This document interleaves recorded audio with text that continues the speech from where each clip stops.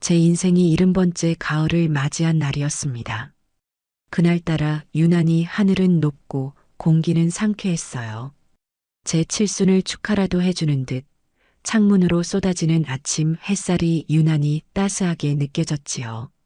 오랜만에 모든 자식과 손주들이 한자리에 모일 생각을 하니 이른 새벽부터 마음이 설레 잠을 설쳤습니다. 이런 날은 고작 몇 년 전까지만 해도 상상하기 힘든 풍경이었습니다. 영감이 살아있을 때야 북적이는 게 일상이었지만 그이가 훌쩍 떠나고 나서는 횡한 집안의 적막을 견디는 게 제 일이 되었으니까요. 그래서 오늘 같은 날이 제게는 가뭄의 단비처럼 소중하게만 느껴졌습니다. 미리 예약해둔 한정식 집으로 가기 전 딸 내외와 손녀 민서가 먼저 집에 들렀습니다. 곱게 한복을 차려입은 저를 보며 딸은 엄마, 오늘 너무 곱다. 선녀 같아라며 호들갑을 떨었어요. 사위도 연신 싱글벙글하며 장모님, 오래오래 건강하셔야 합니다라며 두툼한 봉투를 건넸지요. 그 마음 씀씀이가 고마워 손을 꼭 잡아주었습니다. 할머니, 생신 축하드려요. 까르르 웃으며 품에 안기는 손녀 민서를 안아주니 세상 시름이 다 녹아내리는 기분이었습니다. 그래, 우리 강아지. 너도 오늘 예쁘게 꾸몄네. 온 집안에 사람의 온기와 웃음소리가 가득 차니 비로소 살아있는 것 같다는 생각이 들었습니다. 하지만 그 온기 속에서도 마음 한편에는 꺼지지 않는 불씨 같은 걱정이 남아 있었어요. 바로 아들 내외였습니다. 잔치가 시작될 시간이 다가오는데도 부부는 코빼기도 보이지 않았습니다. 전화를 해봐도 받지를 않으니 속이 타들어가는 것 같았지요. 딸이 제 눈치를 살피며 말했습니다.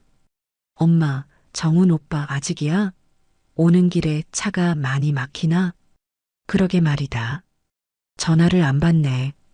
애써 태어난 척 대답했지만 목소리가 미세하게 떨리는 건 어쩔 수 없었습니다. 며느리 오수정, 그 아이가 제 아들과 결혼한 지도 어언 15년이 넘었습니다.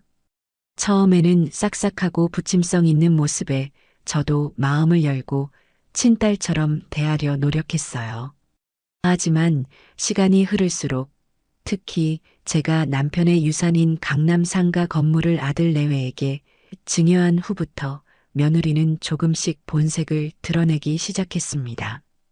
집안의 대소사는 바쁘다, 아프다는 핑계로 빠지기 일쑤였고 어쩌다 얼굴이라도 보면 마치 큰 선심이라도 쓰는 듯한 태도를 보였지요. 그럴 때마다 아들은 제게 수정이가 사회생활 하느라 피곤해서 그래요. 엄마가 좀 이해해 주세요라며 아내를 감싸기 바빴습니다. 제 속이 썩어 문드러지는 것을 아는지 모르는지 아들은 언제나 제게 이해와 희생만을 바랐습니다. 잔치 시간이 임박해서야 겨우 아들에게서 전화가 걸려왔습니다. 제 전화를 수십 통이나 피하더니 이제야 연락이 된 겁니다. 저는 반가움과 서운함이 뒤섞인 목소리로 전화를 받았습니다. 아들, 어디쯤이야? 사람들이 다 너희 기다리고 있어. 그런데 수화기 너머로 들려온 아들의 목소리는 잔뜩 기어들어가는 힘없는 소리였습니다. 엄마, 죄송해요. 저희 오늘 가기 힘들 것 같아요. 순간 심장이 쿵하고 내려앉는 것 같았습니다. 뭐, 그게 무슨 소리야? 오늘이 무슨 날인 줄 뻔히 알면서 제 목소리가 저도 모르게 높아졌습니다. 그러자 아들은 더욱 우물쭈물하며 변명을 늘어놓기 시작했어요. 그게 수정이가 아침부터 머리가 너무 아프다고 해서요. 지금 침대에서 일어나지도 못하고 있어요. 편두통이 심하게 도진 것 같아요. 기가 막혔습니다. 편두통이라니. 며느리의 그 핑계는 이제 지긋지긋할 정도였습니다. 시아버지 제사 때도 김장하는 날에도 심지어 제가 가벼운 수술로 병원에 입원했을 때조차 며느리는 급성 편두통을 앓았습니다. 세상에 이렇게 선택적으로 찾아오는 편두통도 있나 싶어 헛웃음이 나올 지경이었지요. 제가 아무 말도 못하고 있자 아들이 다급하게 말을 이었습니다. 정말이에요, 엄마.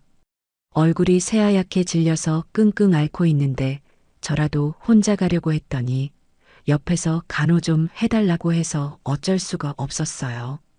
정말 죄송해요. 이따가 따로 찾아뵐게요. 그때였습니다. 수화기 너머로 아들의 목소리 뒤편에서 날카롭고 짜증 섞인 며느리의 목소리가 희미하게 들려왔습니다. 아, 진짜. 그냥 못 간다고 해. 머리 깨질 것 같으니까 말 시키지 마. 분명 며느리의 목소리였습니다. 아파서 끙끙 앓는다는 사람의 목소리라고는 믿기지 않을 만큼 기운 넘치고 신경질적인 목소리였어요. 그 순간 제 머릿속에 무언가가 뚝 하고 끊어지는 소리가 났습니다. 아, 또 시작이구나. 오늘 같은 날까지 저렇게 나를 무시하고 기만하는구나. 온몸의 피가 차갑게 식는 기분이었습니다. 하지만 저는 평생을 그렇게 살아왔듯 분노를 속으로 사기며 아무렇지 않은 척 대답해야만 했습니다. 그래, 알았다. 아픈 사람 옆에 있어줘야지 별 수 있겠니? 약 잘 챙겨 먹이고 푹 쉬라고 전해줘라. 우리는 괜찮으니 걱정 말고. 네, 엄마. 정말 죄송해요. 전화를 끊고 나서 저는 한동안 그 자리에 못 박힌 듯 서 있었습니다. 옆에서 대화를 듣고 있던 딸이 제 얼굴을 살피며 조심스럽게 물었습니다. 엄마, 괜찮아? 오빠랑 새언니 못 온대? 저는 고개를 들어 딸을 보며 애써 미소를 지어 보였습니다. 응, 새애기 몸이 많이 안 좋단다. 괜찮아. 우리끼리 오붓하게 보내면 더 좋지, 뭐. 자, 이제 그만 가자. 사람들이 기다리겠다. 제 말에 딸은 더 이상 아무것도 묻지 않았습니다. 그저 제 팔을 부축하며 안쓰러운 눈빛을 보낼 뿐이었지요. 한정식 집에 도착하니 이미 많은 친척과 지인들이 자리를 채우고 있었습니다. 주인공 중 한 명인 아들 내외의 자리가 휑하니 비어 있는 것을 본 사람들이 수군거리기 시작했어요. 아니, 정훈이는 왜 아직 안 와? 며느님은요? 저는 사람 좋은 미소를 얼굴에 걸친 채 아들에게서 들은 변명을 그대로 반복해야만 했습니다. 오다가 며느라이가 갑자기 몸이 안 좋아져서요. 병원에 들렀다 온다고 조금 늦는답니다. 금방 올 거예요. 새빨간 거짓말이었습니다. 오지 않을 것을 알면서도 저는 제 아들과 며느리의 체면을 위해 그리고 이 잔치를 망치고 싶지 않은 제 자신을 위해 가면을 써야 했습니다. 잔치는 화기애애한 분위기 속에서 진행되었지만 제 마음은 타들어가는 숫덩이 같았어요.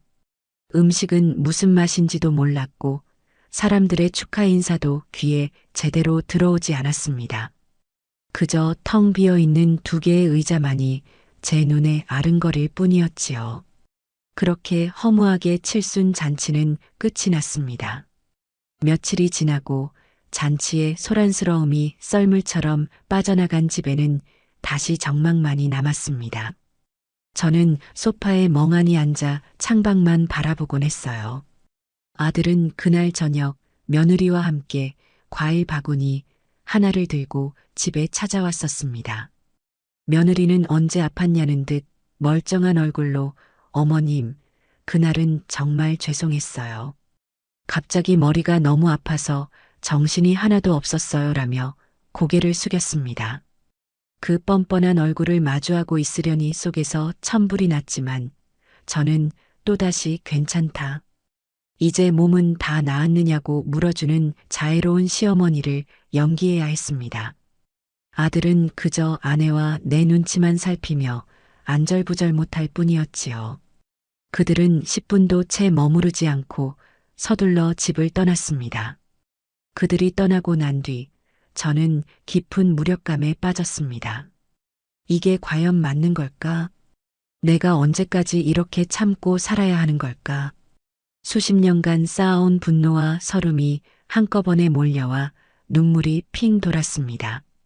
바로 그때 딸에게서 영상 통화가 걸려왔습니다. 화면 속에는 손녀 민서의 밝은 얼굴이 나타났어요.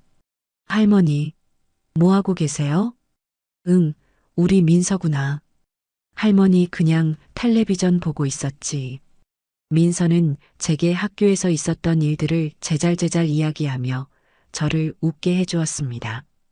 한참을 통화하던 민서가 갑자기요 하는 소리를 내더니 화면을 어딘가로 돌렸습니다. 할머니, 이거 보세요. 이거 외숙모 맞죠? 민서가 보여주는 것은 자신의 SNS 피드였습니다. 친구가 좋아요를 누른 어떤 게시물이었는데 사진 속에는 화려한 조명 아래 눈부신 드레스를 입고 샴페인 잔을 든 채 활짝 웃고 있는 제 며느리 오수정이 있었습니다. 그녀의 옆에는 텔레비전에서나 보던 유명 연예인이 함께 포즈를 취하고 있었지요.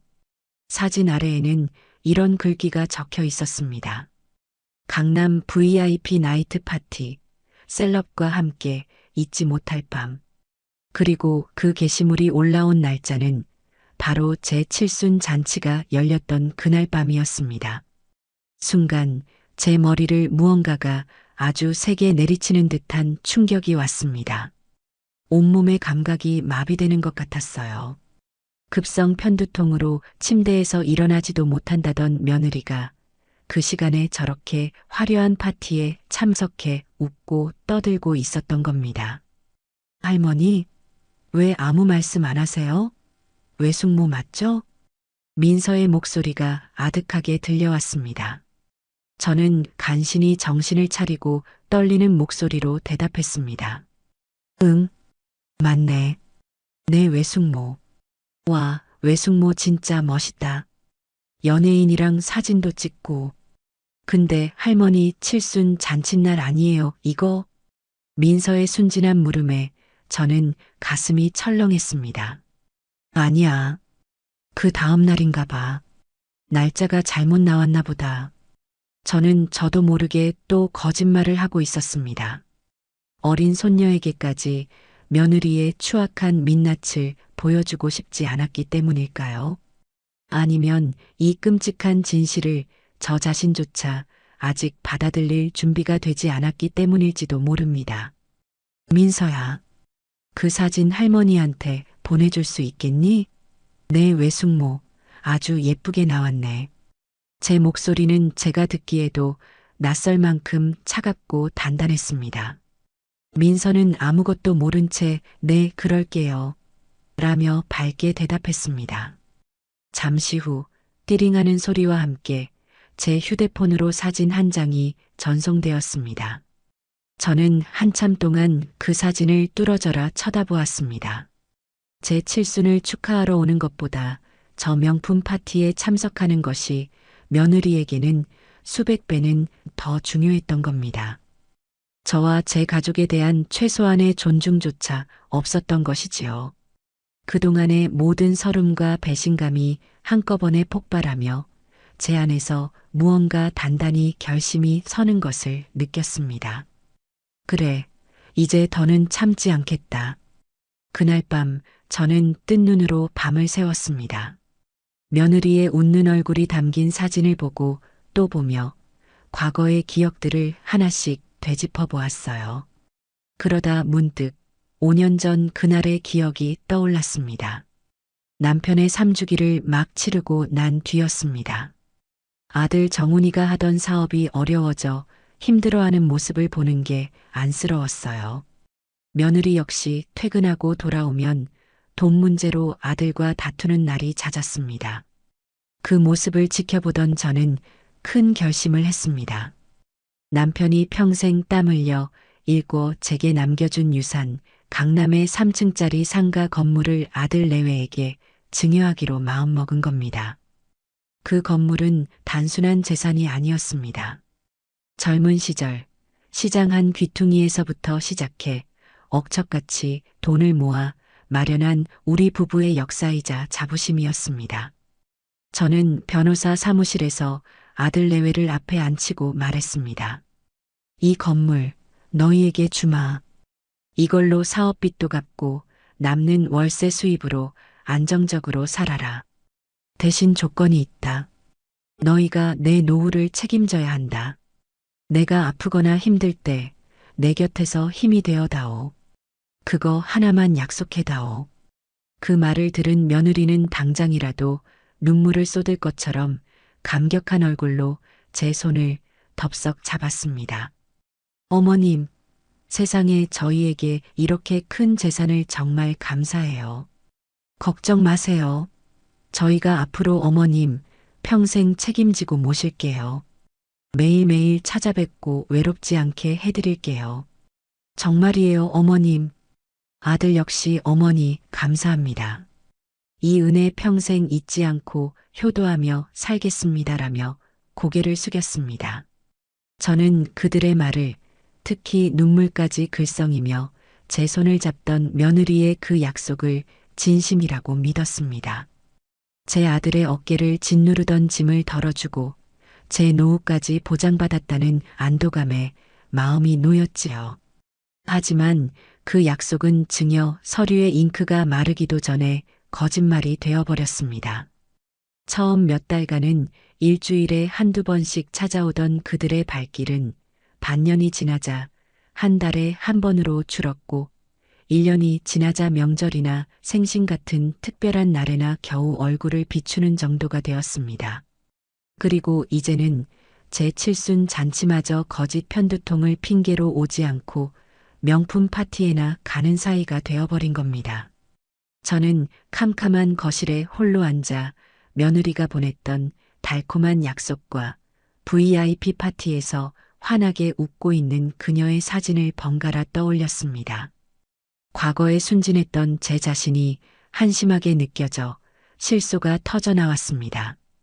평생을 책임지고 모시겠다던 그 목소리가 귓가에 생생하게 울리는 듯 했어요. 그래, 오수정, 너가 어떤 사람인지 이제야 제대로 알 것 같구나. 새벽의 푸르스름한 여명이 창문을 비출 무렵 저는 자리에서 일어났습니다. 더 이상 무력하게 앉아 눈물만 흘리는 박미자는 없었습니다. 제 인생과 제 것을 되찾기 위한 길고 외로운 싸움이 될지도 모릅니다. 하지만 저는 두렵지 않았어요. 70평생을 헌신과 희생으로 살아왔지만 남은 인생은 오롯이 저 자신을 위해 살아야겠다는 차갑고도 단단한 결심이 제 안에서 굳건히 자리 잡고 있었습니다. 그 시작은 바로 며느리의 거짓말을 증명하는 저 사진 한 장이 될 것이었습니다. 칠순 잔치의 소동이 있고 나서 2달쯤 지났을까 민족의 대명절이라는 추석이 다가왔습니다. 예전 같았으면 오랜만에 모든 자식을 볼 수 있다는 생각에 며칠 전부터 장을 보고 음식을 준비하며 부산을 떨었을 테지요.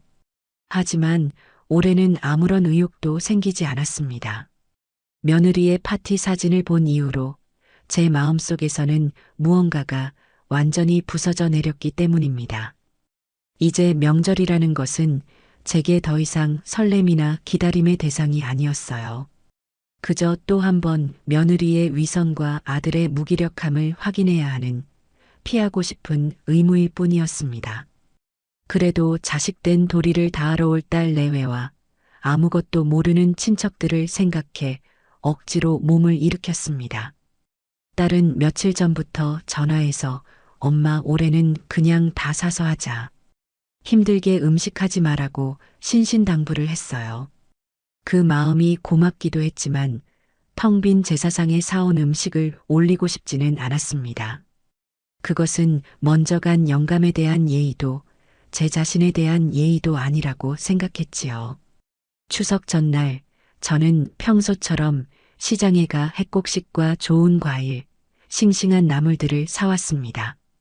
그리고 온종일 부엌에 서서 묵묵히 전을 부치고 탕을 끓였습니다.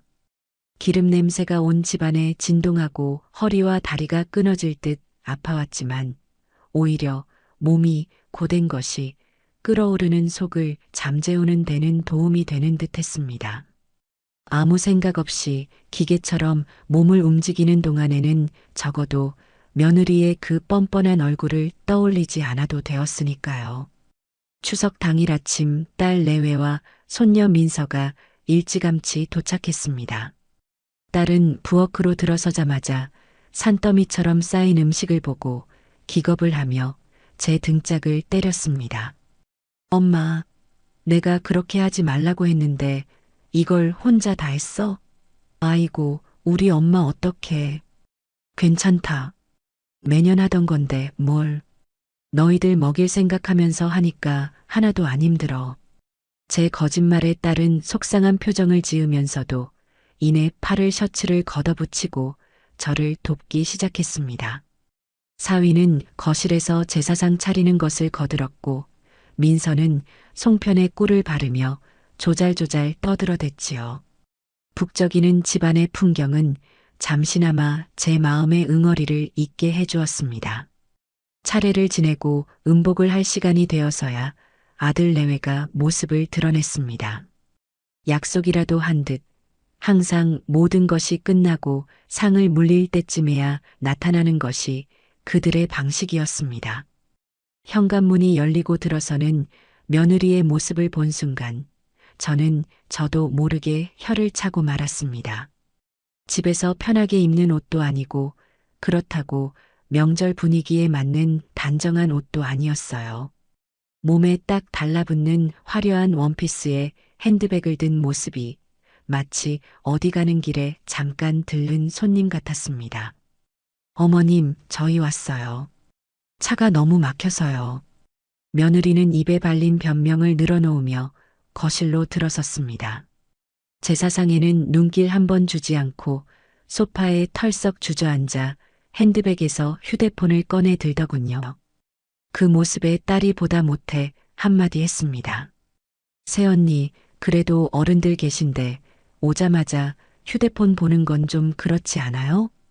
딸의 지적에 며느리는 고개도 들지 않은 채 대꾸했습니다. 아, 아가씨. 급하게 확인할 업무 연락이 있어서 그래요. 미안.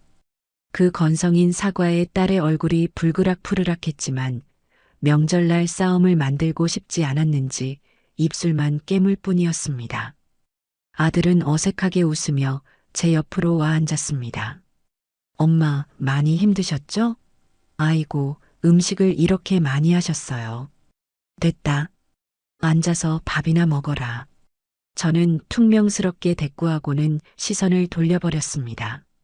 아들의 얼굴을 보고 있자니 칠순 잔칫날 수화기 너머로 들려왔던 그 비굴한 목소리와 며느리의 신경질적인 고함이 다시 떠올라 속에서 화가 치밀었기 때문입니다. 모두가 둘러앉아 식사를 시작했습니다. 저는 일부러 며느리 앞에 정성껏 부친 삼색전과 힘들여 무친 고사리나물을 놓아주었습니다. 제 딴에는 마지막으로 건네는 성의이자 시험이었습니다. 과연 이 음식을 어떻게 대할까? 며느리는 제 의도를 알기라도 한 듯 젓가락으로 나물 끝을 깨작 건드려 보고는 인상을 팍 썼습니다. 어머님, 죄송한데 이 나물 어디서 사오셨어요? 시장에서 사온 건 좀 찝찝해서요. 그 한마디에 식탁의 모든 소음이 뚝 그쳤습니다. 모두의 시선이 며느리에게로 향했어요. 제가 직접 새벽 시장에 가서 가장 좋은 것으로 골라 수십 번을 씻고 데쳐 정성껏 무친 음식이었습니다. 그런 내 정성을 찝찝하다는 한마디로 짓밟아버린 겁니다. 저는 애써 분노를 누르며 말했습니다. 내가 시장에서 사다가 직접 다듬고 무친 거다. 약도 안 친 유기농이라고 해서 비싸게 주고 산 거야. 아, 그러세요? 그래도 요즘은 워낙 위생 문제가 많아서요. 백화점 식품관 가면 다 손질해서 파는 것도 많은데 굳이 이렇게 힘들게 하실 필요가 있나 싶어서요. 그 말은 더 이상 제 건강이나 수고를 걱정하는 말이 아니었습니다. 제가 한 음식의 근본 자체를 폄하하고 무시하는 아주 교묘하고 악의적인 말이었습니다. 그리고 어머님, 솔직히 요즘 세상에 누가 이렇게 기름진 음식을 명절이라고 다 챙겨 먹어요? 이런 거 만들 시간에 그냥 가족들끼리 외식하는 게 훨씬 세련되고 편하지 않아요? 온 집안에 기름 냄새 배고 설거지거리는 산더미처럼 쌓이고 너무 비효율적인 것 같아요. 이제는 아예 대놓고 제 가치관과 삶의 방식을 공격하기 시작했습니다. 세련, 효율 같은 단어들로 포장했지만 그 속내는 당신이 하는 모든 것은 촌스럽고 시대에 뒤떨어졌다는 비난이나 다름없었어요. 아들이 보다 못해 창백한 얼굴로 며느리의 팔을 툭 쳤습니다. 여보, 그만해. 어머니가 우리 먹으려고 얼마나 고생하셨는데. 그 순간 며느리는 뱀처럼 차가운 눈으로 아들을 획 쏘아보았습니다. 당신은 가만히 좀 있어. 내가 틀린 말했어? 시대가 변했으면 좀 변한 대로 살아야지. 언제까지 이렇게 옛날 방식만 고집하실 거냐고. 이건 어머님을 위해서 드리는 말씀이기도 해. 어머님을 위해서라는 말이 제 귀에는 세상에서 가장 가증스러운 위선으로 들렸습니다. 아들은 며느리의 그 서슬 퍼런 기세에 눌려 그대로 입을 꾹 다물어 버렸습니다. 제 아들이지만 정말 한심하고 비참하게 느껴지는 순간이었어요. 제 앞에서는 큰 소리 한 번 못 내는 아들이 아내의 저런 모욕적인 언사 앞에서는 꿀먹은 벙어리가 되어버리는 현실을 제 눈으로 똑똑히 확인하고 있었습니다. 더 이상 밥이 넘어가지 않았습니다. 저는 조용히 숟가락을 내려놓았습니다. 그 모습을 본 며느리는 마치 승리자처럼 입꼬리를 살짝 올리며 휴대폰으로 다시 시선을 돌렸습니다. 그 순간 저는 결심했습니다. 그래, 오수정. 너가 얼마나 잘났고 똑똑한지 내가 똑똑히 지켜봐 주겠다. 그리고 너가 그토록 무시하는 이 늙고 촌스러운 시어머니가 내 인생을 어떻게 바꿔놓을 수 있는지도 한번 보여주마. 잠시 후 며느리는 전화를 받는 척하며 자리에서 일어나 베란다로 나갔습니다. 저는 설거지를 핑계로 부엌으로 향하다가 유리창 너머로 들려오는 며느리의 통화 소리를 듣게 되었습니다. 친구와 통화하는 듯 아까와는 완전히 다른 교태 섞인 목소리였습니다. 나 시댁. 아, 진짜 지겨워 죽겠다. 명절마다 이게 무슨 고역인지 몰라. 1년에 2번 치르는 의무방어전이랄까? 완전 시간 낭비, 감정 낭비야. 제 심장이 다시 한번 바닥으로 곤두박질 쳤습니다. 음식? 말도 마. 무슨 60년대도 아니고 온갖 기름진 전이랑 나물을 산더미처럼 해놨어. 냄새만 맡아도 속이 느글거려. 남편 체면 때문에 잠깐 얼굴만 비추고 바로 뜨려고. 저 영감탱이 잔소리 1시간 듣는 것보다 백화점 가서 쇼핑하는 게 100배는 이득이지. 영감탱이. 그 말이 비수처럼 날아와 제 가슴에 박혔습니다. 피가 거꾸로 솟는 기분이었습니다. 그동안 저를 향해 어머님, 어머님 하던 그 입으로 뒤에서는 저를 영감탱이라고 부르고 있었던 겁니다. 저는 조용히 뒷걸음질 쳐 부엌으로 들어왔습니다. 손이 부들부들 떨려 접시를 놓칠 뻔했어요. 그날 저는 며느리가 돌아갈 때까지 단 한마디도 하지 않았습니다. 그저 텅 빈 눈으로 허공을 바라볼 뿐이었지요. 며느리는 그런 제 상태를 눈치챘는지 아니면 아예 관심조차 없었는지 돌아갈 때도 어머님, 저흰 이만 가볼게요. 푹 쉬세요라는 영혼 없는 인사를 남기고 총총히 사라졌습니다. 그들이 떠난 현관문이 닫히는 순간 저는 비로소 길고 긴 숨을 내쉴 수 있었습니다.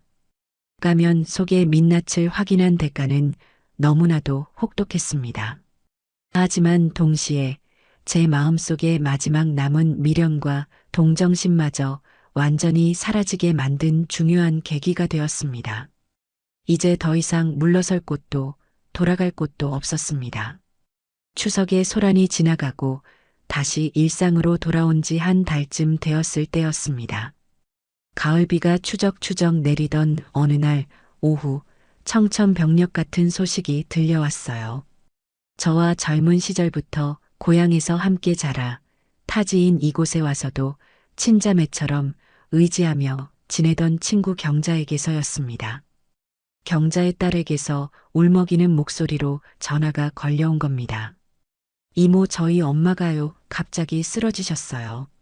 저는 심장이 덜컥 내려앉아 자초지종을 물었습니다. 아침에 함께 밥을 먹고 시장에 다녀왔는데 집에 돌아와 갑자기 가슴을 부여잡고 쓰러졌다는 것이었습니다. 급히 119를 불러 대학병원 응급실로 갔더니 급성 심근경색이라고 당장 수술하지 않으면 위험하다는 진단을 받았다고 합니다. 저는 당장 옷을 챙겨 입고 병원으로 달려갔습니다. 응급실 한쪽 침대에 산소 마스크를 쓴 채 누워있는 경자의 모습을 보니 눈물부터 쏟아졌습니다.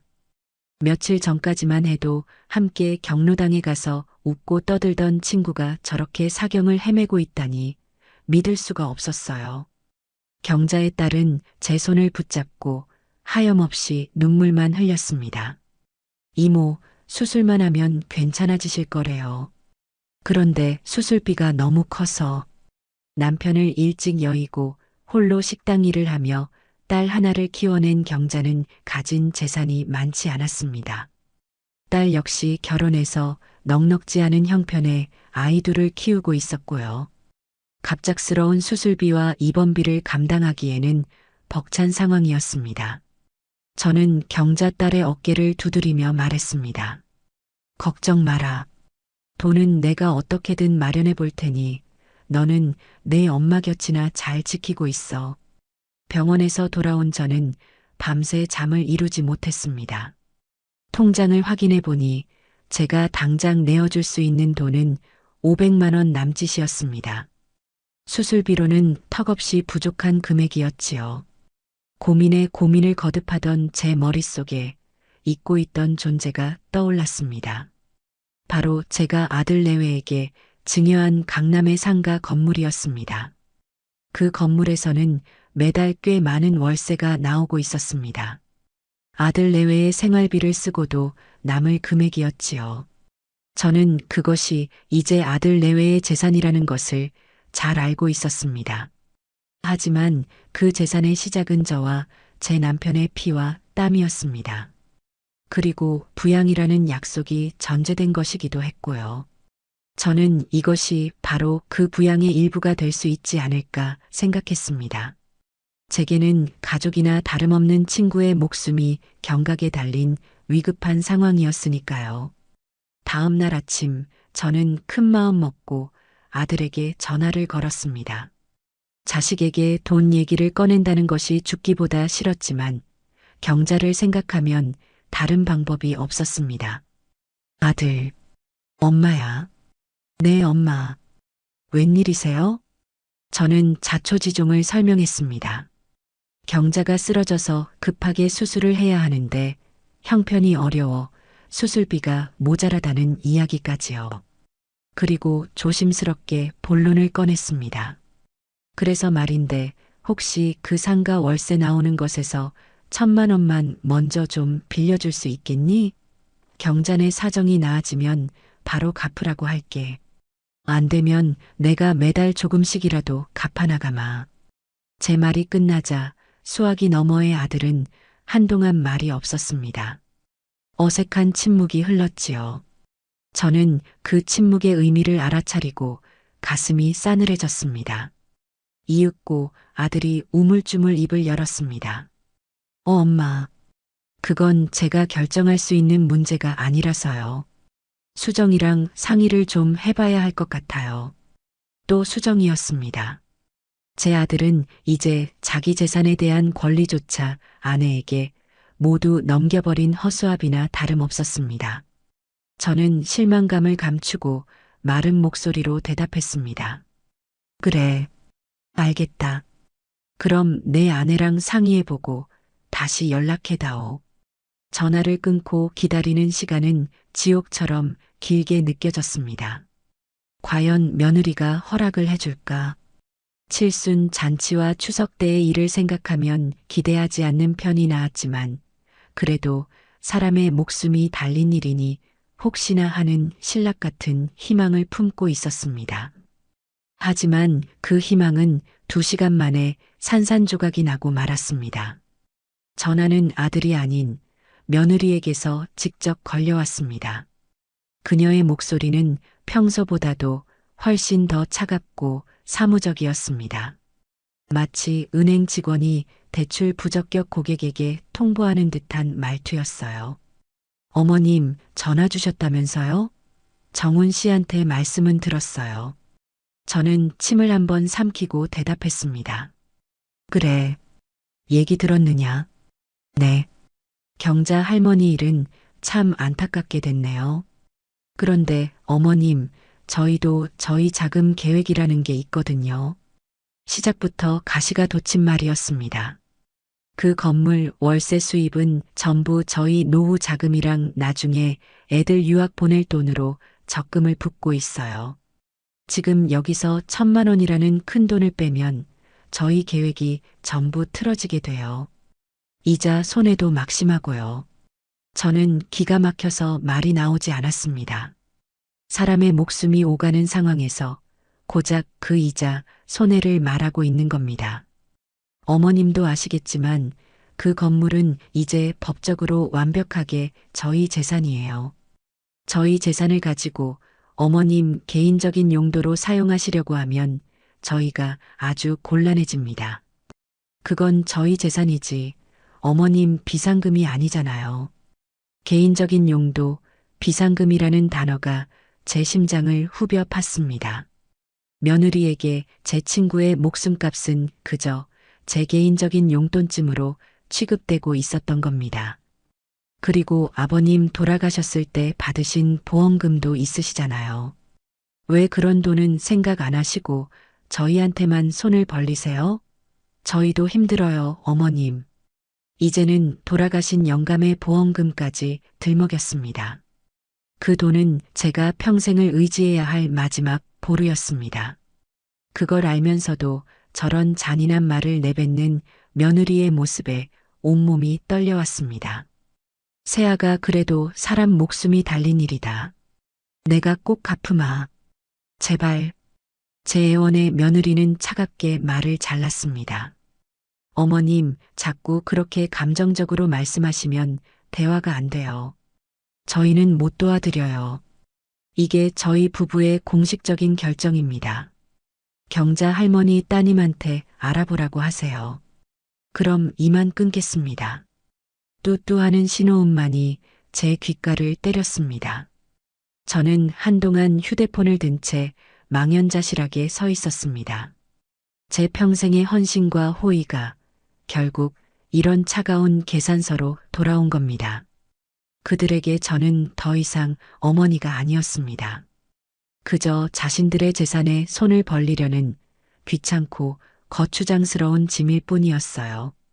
눈물이 쏟아졌지만 우는 것조차 사치처럼 느껴졌습니다.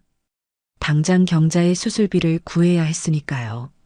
저는 결국 제 노후를 위해 남겨두었던 남편의 보험금을 깨기로 결심했습니다. 통장에서 돈을 인출하며 저는 며느리의 그 얼음장 같은 목소리를 결코 잊지 않겠다고, 이 빚은 반드시 다른 방식으로 되돌려주겠다고 다짐하고 또 다짐했습니다. 며칠 뒤 경자는 무사히 수술을 마쳤습니다.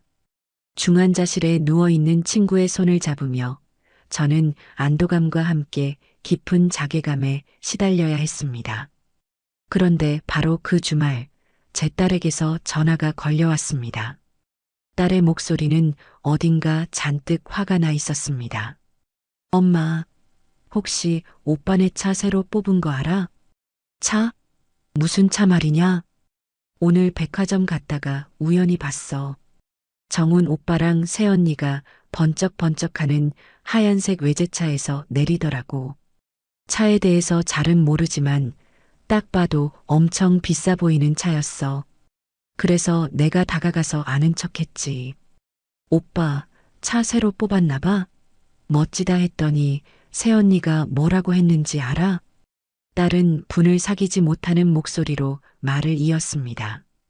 새언니가 정색을 하면서 어머 아가씨, 이거 이번에 새로 나온 오사 신형인데 프로모션이 좋아서 그냥 하나 계약했어요.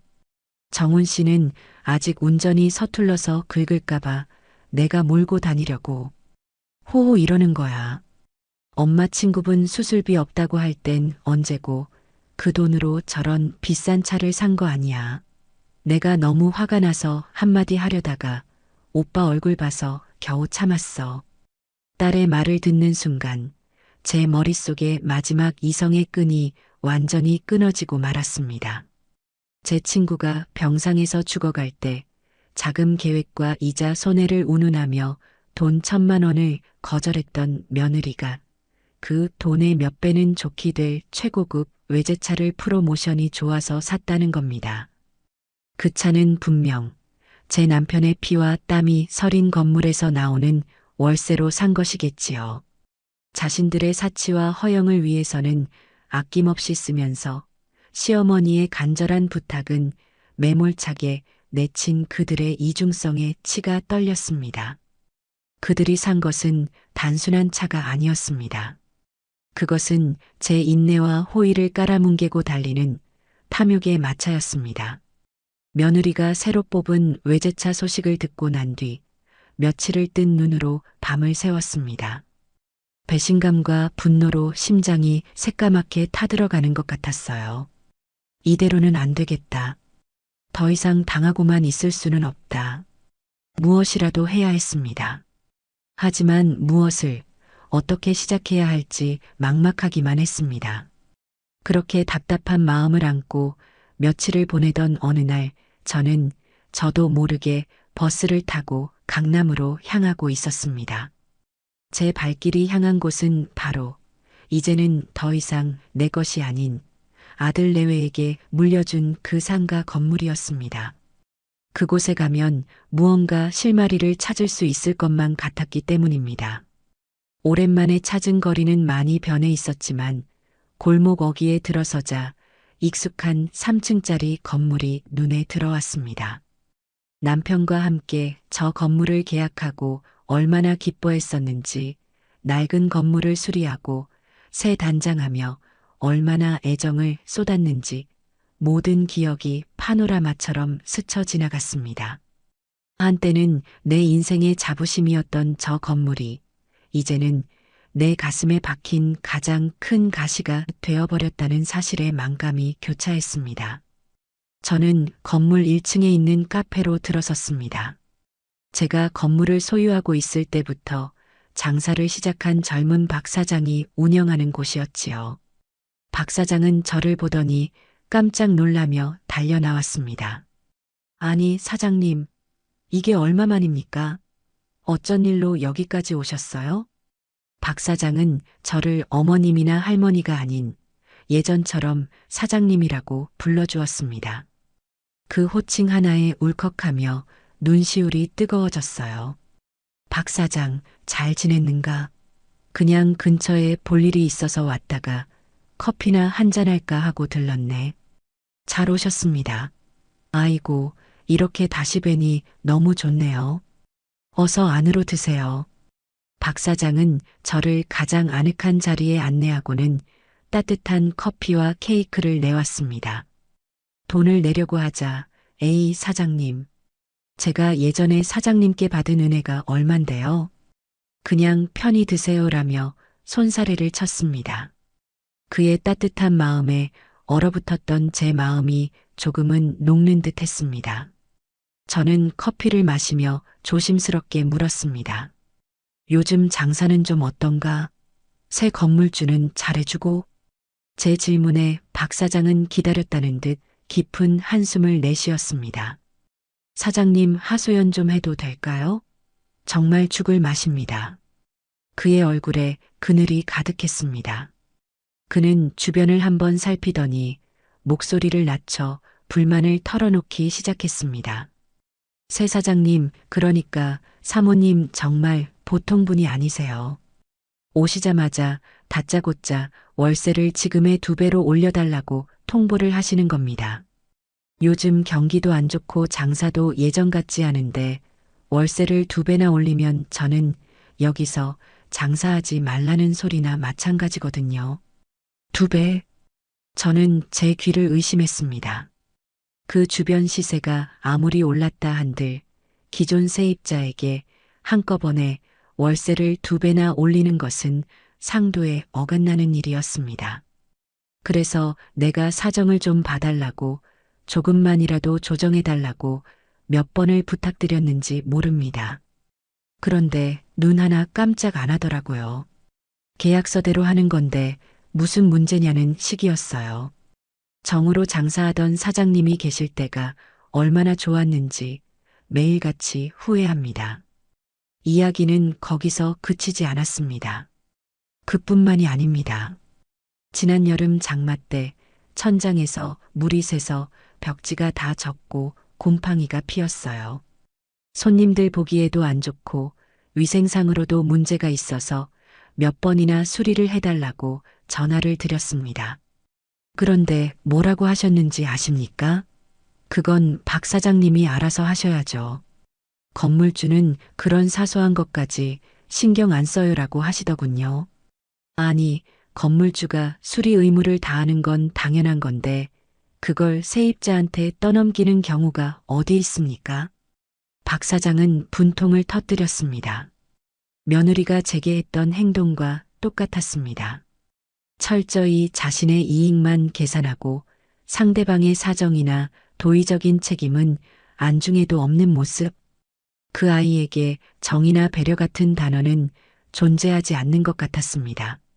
사장님이 계실 땐 저희 힘들다고 하면 월세도 깎아주시고 춥다고 하면 단열 공사도 새로 해주시고 정말 친어머니처럼 챙겨주셨는데 새 사장님은 모든 걸 돈으로만 봐요.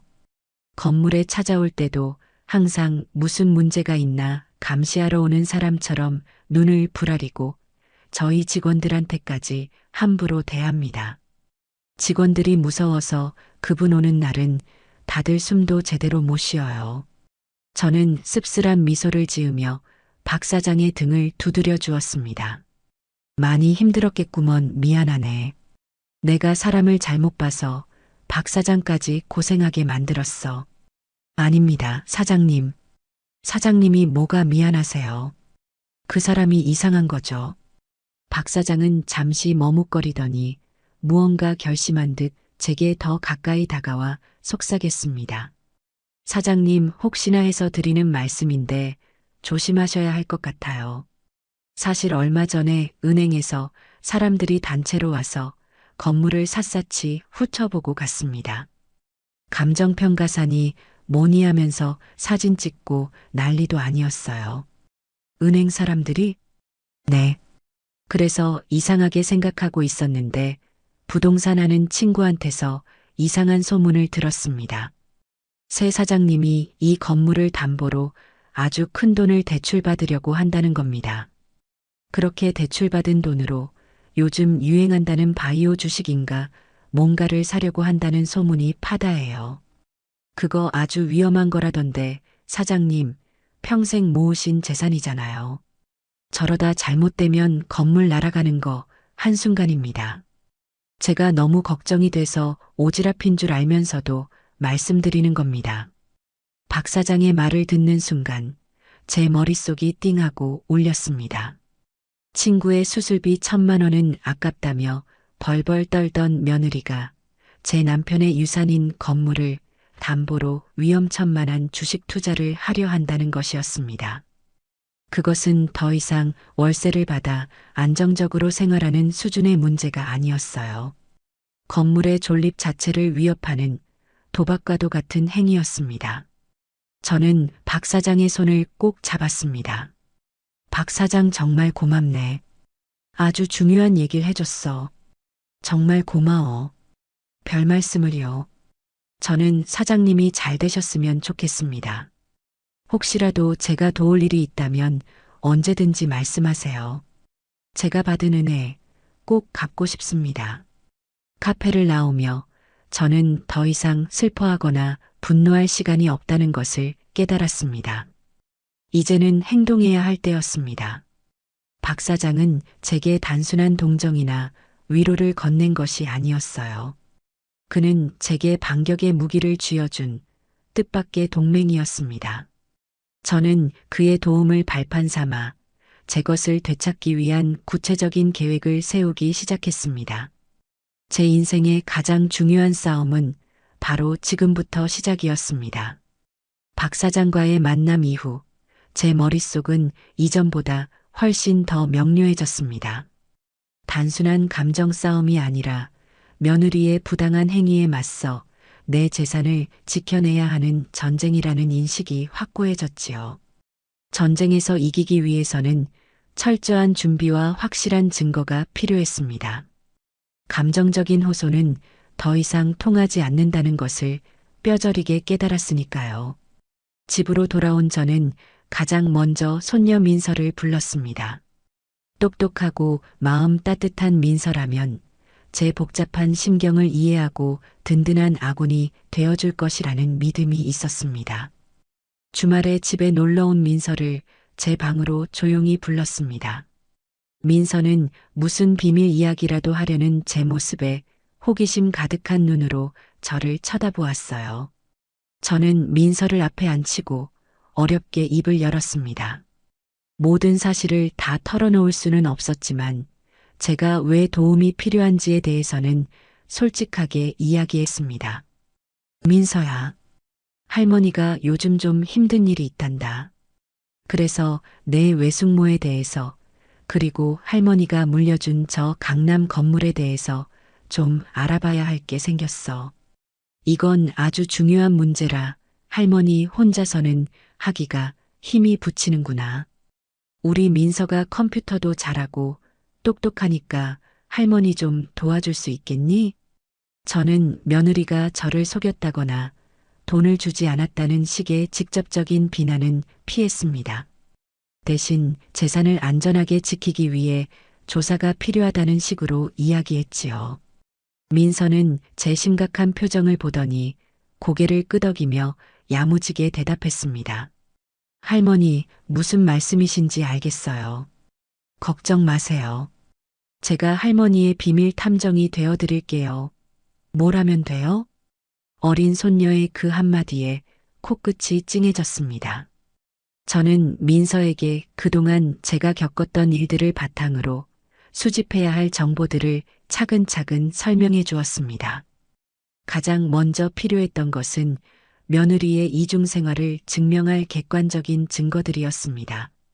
민서야, 내 외숙모 SNS에 들어가서 할머니 칠순 잔칫날 올렸던 그 파티 사진 말고도 혹시 다른 이상한 점은 없었는지 한번 찾아봐 줄래? 예를 들면 할아버지 제삿날이라거나 다른 가족 행사가 있었던 날에 외숙모가 어디서 뭘 했는지 알 수 있는 사진 같은 것들 말이다. 제 말을 들은 민서는 곧장 자신의 노트북을 켜고 전문가처럼 손을 움직이기 시작했습니다. 인스타그램, 페이스북, 카카오 스토리까지 며느리가 대외적으로 자신을 과시하기 위해 사용하던 모든 SNS 계정을 샅샅이 뒤지기 시작했어요. 그리고 그 결과는 제 상상을 훨씬 뛰어넘는 것이었습니다. 증거는 그야말로 차고 넘쳤습니다. 민서의 손가락이 멈춘 한 게시물에는 올해 첫 스키, 힐링 그 자체라는 글과 함께 하얀 설원을 배경으로 활짝 웃고 있는 며느리의 사진이 있었습니다. 날짜는 작년 겨울, 시아버지의 기일이었습니다. 그날 며느리는 지독한 몸살 감기에 걸려 도저히 제사에 참석할 수 없다고 했었지요. 또 다른 게시물은 발리의 한 고급 리조트 수영장에서 찍은 사진이었습니다. 일 걱정은 잠시 잊고 완벽한 휴가 중이라는 글과 함께였죠. 날짜는 저희 집안의 큰 어른이셨던 할아버님의 기일이었습니다. 그때는 중요한 해외 출장이 잡혀 어쩔 수 없다고 했었습니다. 그뿐만이 아니었습니다. 제가 가벼운 수술로 며칠 입원했을 때 회사에 중요한 프로젝트가 있어 간병은커녕 문병도 가기 힘들다고 했던 바로 그 주말, 그녀는 친구들과 골프를 치고 있었습니다. 푸른 잔디 위에서 명품 골프웨어를 뽐내며 찍은 사진 아래에는 주말 라운딩, 가을 골프, 일장이 여유 같은 해시태그가 달려 있었지요. 저는 민서가 찾아내는 증거들을 화면으로 볼 때마다 피가 거꾸로 솟는 분노와 함께 한편으로는 차가운 희열마저 느꼈습니다. 그래, 오수정. 더 보여줘봐. 내가면 뒤에 숨겨진 진짜 얼굴을 더 똑똑히 보여줘봐. 민서는 단순한 감상에 그치지 않았습니다. 그녀는 각 게시물의 날짜와 시간, 장소, 함께 있는 사람들까지 꼼꼼하게 기록하고 화면을 캡처해서 날짜별로 폴더를 만들어 정리하기 시작했습니다. 단순한 스크린샷이 아니라 게시물의 주소와 게시 시간 정보까지 모두 포함된 법정에서도 증거 능력을 가질 수 있는 완벽한 자료였습니다. 디지털 증거 수집을 마친 저는 다음 단계로 넘어갔습니다. 바로 서류 증거를 확보하는 것이었지요. 저는 박 사장에게 연락해 조심스럽게 부탁했습니다.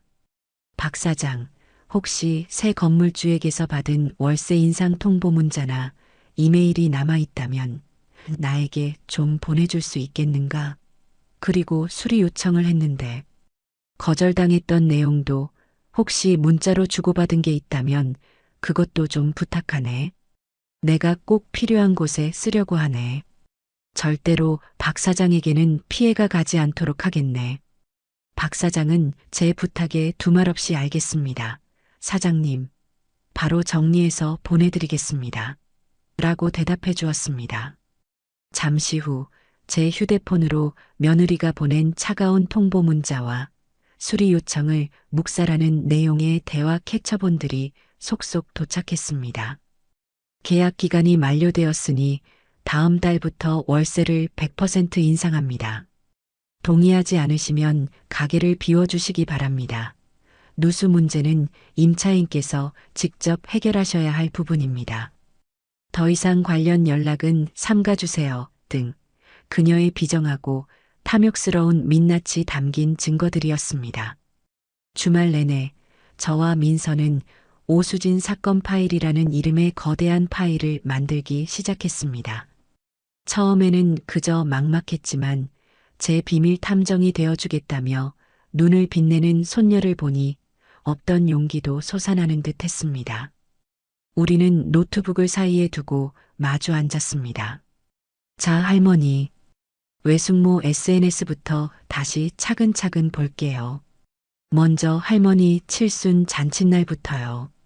민서의 손가락이 노트북 위에서 분주하게 움직였습니다. 이내 화면에는 제 칠순 잔치가 열렸던 그날 밤, 며느리가 올렸던 파티 사진이 다시 떠올랐습니다. 화려한 드레스를 입고 샴페인 잔을 든 채 환하게 웃는 얼굴. 저는 그 사진을 보며 차분하게 그날 아침의 기억을 꺼내놓았습니다. 그날 아침엔 내 외삼촌이 전화해서 수진이가 급성 편두통으로 일어나지도 못한다고 했었지. 머리가 깨질 것 같다고 끙끙 앓고 있다고 했어. 제 말을 듣던 민서는 키보드를 두드리며 화면 한쪽의 내용을 정리하기 시작했습니다. 알겠어요, 할머니. 사건 1, 시어머니 칠순 잔치 불참. 거짓말 사유는 급성 편두통으로 거동 불가. 그리고 진실은 강남 VIP 파티 참석.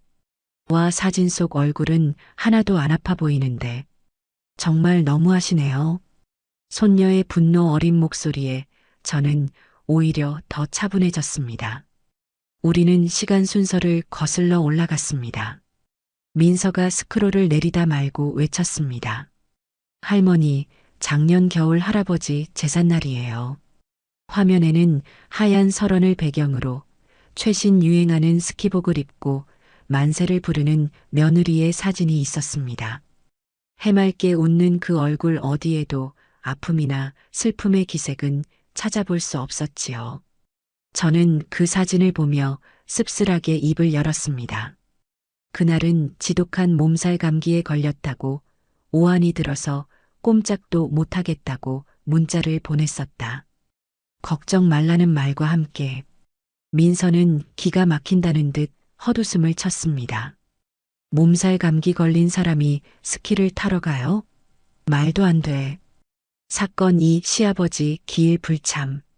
거짓말 사유는 심한 몸살 감기. 진실은 스키장 당일치기 여행. 이것도 완벽한 증거예요, 할머니. 민서가 정리하는 글자들이 화면에 하나씩 박힐 때마다 제 마음속 응어리도 단단한 증거의 형태로 바뀌어가는 기분이었습니다. 마지막으로 저는 박 사장에게서 받은 문자 메시지 캡처본을 꺼내 들었습니다. 건물 천장에서 물이 샌다며 수리를 요청하는 박 사장의 간곡한 문자와 그에 대한 며느리의 차가운 답변이었습니다. 제가 그 내용을 읽어주었습니다. 그런 사소한 것까지 건물주가 신경 쓰지 않아요. 이렇게 답장이 왔었단다. 그 문자를 본 민서는 이번엔 다른 창을 열어 무언가를 검색하기 시작했습니다. 할머니, 잠깐만요. 제가 찾아보니까 법에는 임대인은 임차인이 목적물을 사용하는데 필요한 상태를 유지하게 할 수선의무를 진다고 명확하게 나와 있어요. 이건 그냥 무시한 게 아니라 아예 법을 어긴 거예요. 민서의 눈이 더욱 빛났습니다. 사건 3. 건물 수리 의무 거부. 거짓 주장은 임차인 책임. 진실은 임대인의 수선 의무 불이행. 명백한 민법 위반. 이건 법정에서도 아주 중요하게 쓰일 거예요.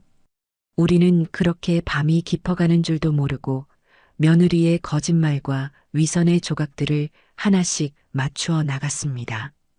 바인더가 한 장 한 장 채워질수록 그것은 더 이상 단순한 종이 뭉치가 아니었습니다. 제 억울함의 무게이자 빼앗긴 권리를 되찾을 칼이었고 제 남은 인생을 지켜줄 방패였습니다. 모든 정리를 마쳤을 때 두툼해진 파일을 어루만지는 제 손끝에는 차갑고도 단단한 결의가 서려 있었습니다. 두툼한 증거 파일을 품에 안고 집을 나서는 제 발걸음은 70평생 처음 느껴보는 비장함으로 가득 차 있었습니다. 더 이상 피해자의 눈물을 흘리는 늙은 어미가 아니었습니다. 제 인생과 권리를 되찾기 위해 전장으로 나아가는 전사의 심정이었지요. 제가 향한 곳은 딸이 밤새 인터넷을 뒤져 찾아낸 법률사무소였습니다. 효도 사기, 부담부 증여 해제와 같은 분야에서 승소 경험이 많다는 젊은 변호사가 있는 곳이었어요.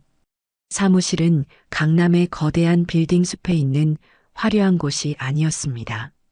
오히려 서초동의 오래된 법조타운 한편에 자리한 작지만 단단해 보이는 곳이었어요.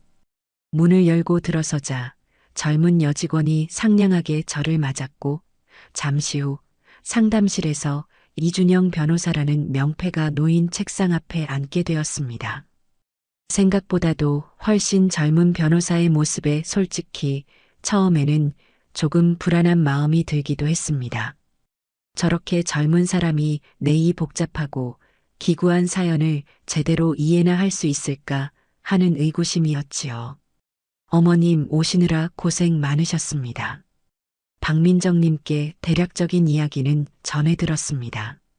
편하게 말씀해 주십시오. 이준영 변호사는 부드러운 미소와 함께 차를 건넸습니다. 저는 말없이 품에 안고 있던 커다란 바인더를 꺼내 그의 앞에 놓았습니다. 묵직한 바인더가 테이블 위에 놓이자 쿵 하는 소리와 함께 변호사의 눈이 동그래졌습니다. 이것은 무엇입니까, 어머님? 내 아들과 며느리에 대한 기록일세. 변호사님이 한번 직접 봐주셨으면 하네. 이 변호사는 잠시 제 얼굴을 쳐다보더니 말없이 바인더를 열어 첫 페이지를 넘겼습니다. 그의 표정은 처음에 부드러운 미소에서 점차 진지하고 날카로운 전문가의 얼굴로 변해갔습니다. 그는 제가 민서와 함께 밤새 정리한 페이지들을 한 장, 한 장 아주 꼼꼼하게 넘겨보았습니다. 칠순 잔칫날의 거짓말과 파티 사진, 시아버지 제삿날의 스키장 사진, 몸살이라던 날의 골프 라운딩 사진, 가리고 월세 인상과 수리 거부에 대한 문자 내역까지. 그의 눈빛은 점점 더 강렬하게 빛나기 시작했습니다. 한참 동안 바인더를 다 읽고 난 이 변호사는 깊은 숨을 내쉬며 안경을 고쳐 썼습니다. 어머님 정말 대단하십니다. 보통 이렇게까지 체계적으로 증거를 준비해서 오시는 분은 정말 드뭅니다. 이건 단순한 하소연이 아니라 완벽한 소송 자료입니다. 그의 칭찬에 그동안의 설움과 노력이 인정받는 기분이 들어 울컥 눈물이 쏟아질 뻔했습니다. 그는 제게 법률 용어를 최대한 쉬운 말로 풀어서 설명해 주기 시작했습니다. 어머님께서 아드님 내외에게 건물을 증여하신 것은 법적으로 부담부 증여에 해당할 가능성이 매우 높습니다. 그냥 아무 조건 없이 건물을 준 것이 아니라 노후를 책임져 달라는 부양의 의무를 조건으로, 즉 부담을 지워서 증여한 것이기 때문입니다. 부담부 증여. 네. 그리고 민법 제556조 제1항 제2호에서는 증여자에 대하여 부양 의무 있는 경우에 이를 이행하지 아니하는 때에는 증여 계약을 해제할 수 있다고 명시하고 있습니다. 또한 며느님이 어머님께 보인 여러 행동들, 특히 폭언이나 기망행위는 민법 제558조에서 말하는 배은행위, 즉 은혜를 배신하는 행위에도 해당될 수 있습니다. 이 바인더에 있는 모든 자료가 바로 그 부양 의무 불이행과 배은행위를 입증하는 강력한 증거가 되는 것이지요. 그의 명쾌한 설명에 안개 속 같던 제 머릿속이 환하게 밝아지는 기분이었습니다. 저는 그저 억울하고 분하기만 했는데 제 감정들이 법의 언어로 번역되자 아주 날카로운 무기가 될 수 있다는 사실을 깨달았습니다. 그럼 제가 그 건물을 되찾을 수 있다는 말인가요? 제 떨리는 질문에 이 변호사는 신중하지만 단호한 어조로 대답했습니다. 물론 소송은 100% 장담할 수 없는 것입니다. 어머님. 상대방도 분명 거세게 저항할 겁니다. 하지만 제가 본 바로는 이 사건은 승소 가능성이 매우 높습니다. 특히 임차인 박 사장님의 증언과 건물 담보대출 시도 정황은 며느님이 어머님을 부양할 의사는커녕 증여받은 재산을 자신의 사치를 위해 함부로 처분하려 했다는 결정적인 증거가 될 수 있습니다. 저는 마침내 한 줄기 빛을 본 기분이었습니다. 이준영 변호사는 제게 앞으로의 전략을 구체적으로 제시하기 시작했습니다. 어머님, 바로 소송을 제기하는 것보다 우리가 먼저 상대를 떠보고 확실한 증거를 하나 더 확보하는 단계가 필요합니다. 바로 내용 증명 우편을 발송하는 것입니다. 내용 증명? 네. 이것은 누가, 언제, 어떤 내용의 문서를 누구에게 발송하였는가를 우체국이 공적으로 증명해주는 제도입니다.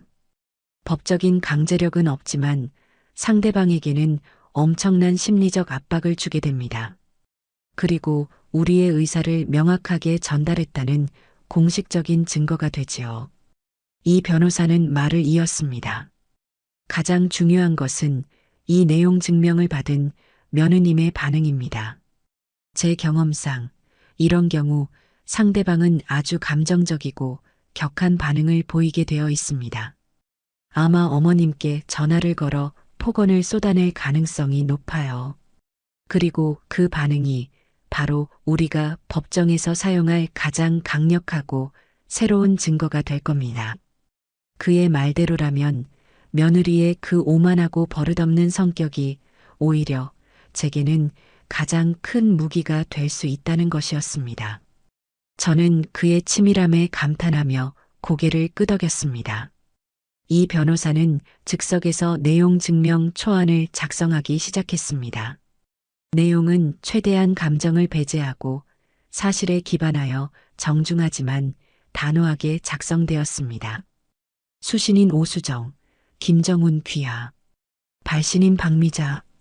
본인은 노쇠하여 경제적 활동이 어렵고 건강이 악화되어 귀하들에게 부동산을 증여할 당시 약속했던 부양의무의 이행을 정식으로 요청하는 바입니다. 구체적으로 매월 일정 금액의 생활비 지급과 정기적인 방문 및 간병을 요구하며 이에 대한 귀하들의 성실한 답변을 언제까지 회신해 주시기 바랍니다. 만약 이행이 어렵다면 증여계약의 해제까지도 고려할 수 있음을 알립니다. 문서는 완벽했습니다. 누구도 트집 잡을 수 없는 정당한 권리 요구였습니다. 저는 이준영 변호사에게 정식으로 사건을 위임하고 사무실을 나섰습니다. 들어갈 때와는 비교할 수 없는 희망과 용기가 제 마음속에 가득 차 있었습니다. 이제 주사위는 던져졌습니다. 폭풍이 몰아칠 것을 알지만 저는 더 이상 두렵지 않았습니다. 변호사의 조언에 따라 작성된 내용 증명 우편을 우체국에 가서 직접 붙이던 날, 제 손은 미세하게 떨리고 있었습니다. 등기우편 창구 직원에게 봉투를 건네는 그 짧은 순간이 마치 돌아올 수 없는 강을 건너는 배에 오르는 것처럼 느껴졌어요. 우체국을 나서자 차가운 가을바람이 제 뺨을 스쳤습니다. 두려움과 결단이 뒤섞인 복잡한 심경이었지만 마음 한편은 이상할 정도로 고요했습니다. 그래, 이제 시작이다. 며느리의 반응은 이준영 변호사의 예상보다도 훨씬 더 빠르고 격렬했습니다. 내용 증명이 도착했을 것으로 추정되는 바로 다음 날 오후 제 휴대폰이 미친 듯이 울리기 시작했습니다. 화면에 뜬 며느리라는 글자를 본 순간 저는 심호흡을 한번 하고 변호사가 알려준 대로 통화 녹음 버튼을 먼저 눌렀습니다. 그리고 최대한 평온한 목소리로 전화를 받았습니다. 여보세요. 어머님, 지금 제정신이세요? 저한테 이딴 쓰레기 같은 종이 쪼가리를 보내서 지금 저를 협박하시는 거예요? 수화기 너머로 터져나온 며느리의 목소리는 그야말로 분노와 경멸로 가득 찬 날카로운 소리 그 자체였습니다. 저는 아무 대답도 하지 않고 가만히 듣고만 있었습니다. 제 침묵에 더욱 화가 났는지 그녀의 목소리는 점점 더 높아졌습니다. 나이 드셔서 노망 나셨으면 곱게 나이 드실 것이지 어디서 못된 것만 배우셨어요. 그깟 건물 하나 도로 뺏으려고 변호사까지 사서 이딴 공갈 협박이나 하시는 거냐고요. 제가 우스워요? 네. 노망, 공갈 협박. 며느리의 입에서 나오는 단어 하나하나가 비수가 되어 날아와 박히는 듯 했습니다. 하지만 저는 입술을 굳게 다문 채 이 모든 것이 증거가 되고 있다는 사실만을 생각했습니다. 제가 그동안 어머님 비위 맞춰드리느라 얼마나 참고 산 줄 아세요? 시대에 뒤떨어지는 잔소리 들어가면서 촌스러운 명절 음식 억지로 먹는 척하면서 그렇게 맞춰드렸으면 고마운 줄이나 아실 것이지. 이제 와서 뒤통수를 쳐요? 부양? 제가 왜요? 제가 왜 어머님을 부양해야 하는데요? 그 건물 그냥 주신 거 아니었어요? 이제 와서 딴소리 하시는 거 진짜 추하고 더러운 거 아세요? 그녀는 숨도 쉬지 않고 폭언을 쏟아냈습니다. 저는 그 모든 말을 제 귀와 휴대폰에 똑똑히 새겨 넣었습니다. 제가 평생을 바친 아들을 낳고 길러준 시어머니에게 그녀는 일말의 존중도 인간적인 예의도 보이지 않았습니다.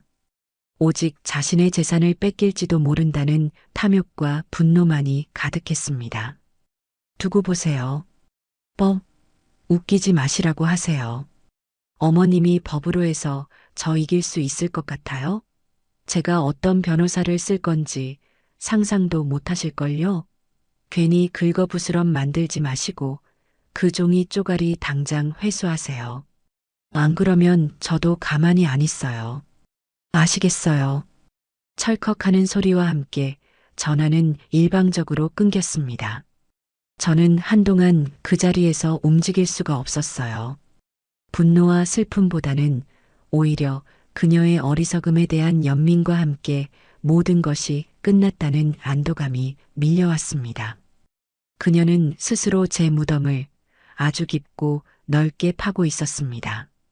저는 떨리는 손으로 녹음 파일을 저장하고 곧바로 이준영 변호사에게 전송했습니다. 그날 저녁 예상했던 대로 아들이 초주검이 된 얼굴로 저를 찾아왔습니다. 아내에게 호되게 시달리고 온 것이 역력한 모습이었습니다. 아들은 거실에 들어서자마자 제 앞에 무릎을 꿇었습니다. 엄마 제발요, 제발 멈춰주세요. 수정이가 지금 난리가 났어요.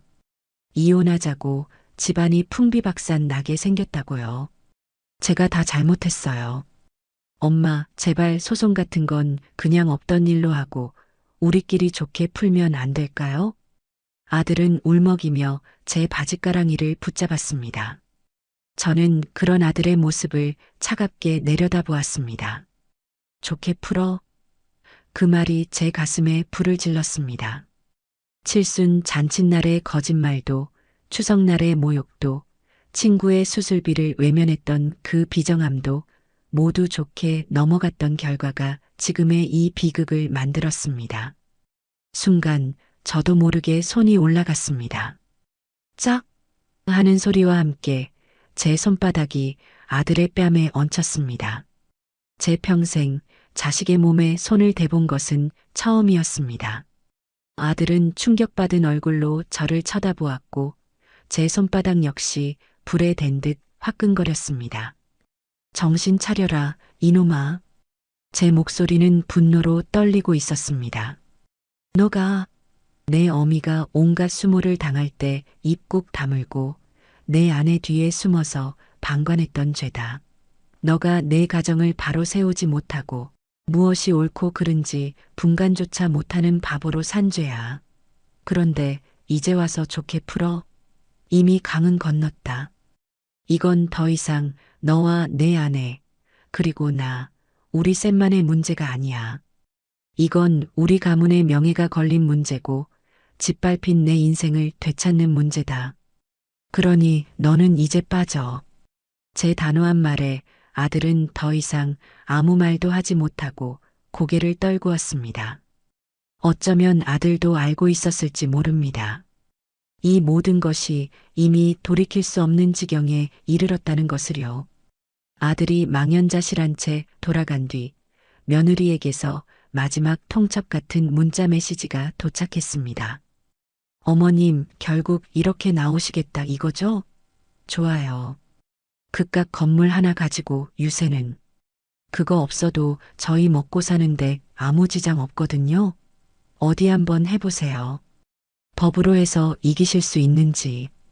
법정에서 뵙죠. 저는 그 문자를 조용히 캡처해서 증거 파일에 추가했습니다. 그녀가 보낸 비웃음 가득한 그 문자는 그녀의 발목을 잡을 마지막 족쇄가 될 것이었습니다.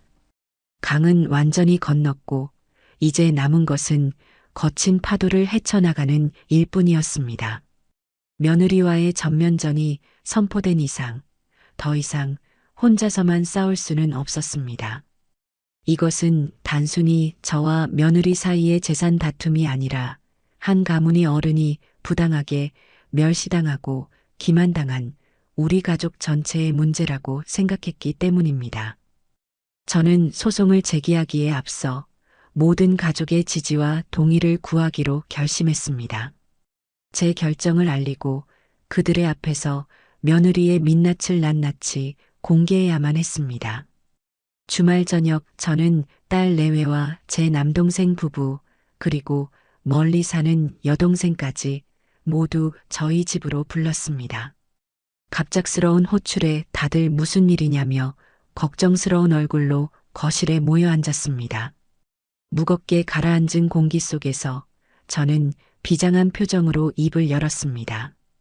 오늘 너희를 모두 부른 건 내가 그저 넋두리를 하거나 하소연을 하려고 부른 것이 아니다.